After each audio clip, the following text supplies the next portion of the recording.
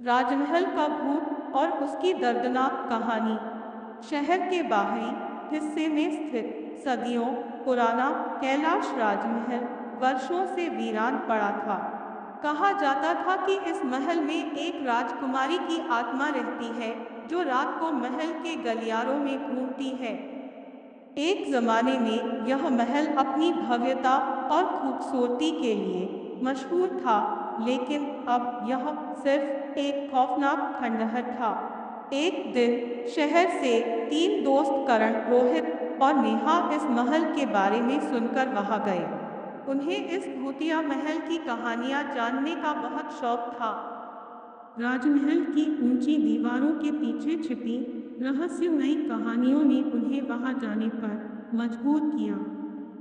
गांव के बुजुर्गों ने उन्हें बार बार चेतावनी दी कि महल में रात बिताने वाले कभी वापस नहीं लौटते, लेकिन ये चेतावनियां उन पर कोई असर नहीं कर पाई। उनके अंदर का जिज्ञासु स्वभाव और एडवेंचर की चाह उन्हें महल तक खींच लाई।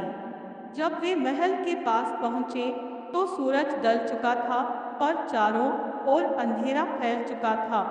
महल का बड़ा और टूटा हुआ दरवाजा खड़खड़ा रहा था, मानो वह भी आने वाले खतरों की चेतावनी दे रहा हो।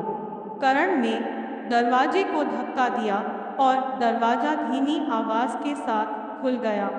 अंदर जाते ही महल के भीतर की ठंडक ने उन्हें अंदर तक कंपा दिया। महल की दीवारों पर पुराने चित्र लगे थे जो समय के साथ फीके पड़ चुके थे, लेकिन उन चित्रों में छिपी कहानियों को उनके डर से ज्यादा उनकी जिज्ञासा ने जागृत किया। जैसे जैसे रात बढ़ी, माहौल और भी डरावना हो गया। महल के बड़े हॉल के बीचों बीच एक विशाल झूमर लटका था जो टूटे हुए कांच के टुकड़ों से झूल रहा था। उनकी नजर अचानक एक कोने में पड़ी, एक पुरानी धूल से ढकी हुई पेंटिंग। यह पेंटिंग किसी राजकुमारी की थी जिसके चेहरे पर दर्द और पीड़ा साफ झलक रही थी। पेंटिंग के नीचे लिखा था, राजकुमारी मीनाक्षी जिसकी आत्मा अब तक इस महल में भटक रही है। नेहा ने अचानक महसूस किया कि कोई उनकी तरफ देख रहा है। उसे लगा कि पेंटिंग की आंखें उसकी तरफ घूर रही है।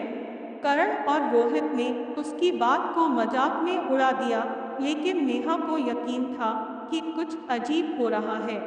रात के गहराते ही अचानक हवाओं का तेज झोंका महल के अंदर आया और दरवाजे खुद ब खुद बंद हो गए। हवा के साथ एक ठंडी सिहरन ने उनके शरीर को जकड़ लिया। तभी अचानक उन्हें ऊपर से किसी के चलने की आवाज सुनाई दी। तीनों ने एक दूसरे की ओर देखा। ये आवाजें तो किसी इंसान के पैरों की थी, लेकिन यहाँ और कोई नहीं था। वे हिम्मत जुटाकर सीढ़ियों की ओर बढ़े। सीढ़ियां टूटी फूटी थी और हर कदम के साथ कांच का टूटना और दीवारों का खड़खड़ाना उनकी धड़कनों को बढ़ा रहा था। जैसे ही वे ऊपर पहुंचे, उन्हें एक बंद दरवाजा दिखा।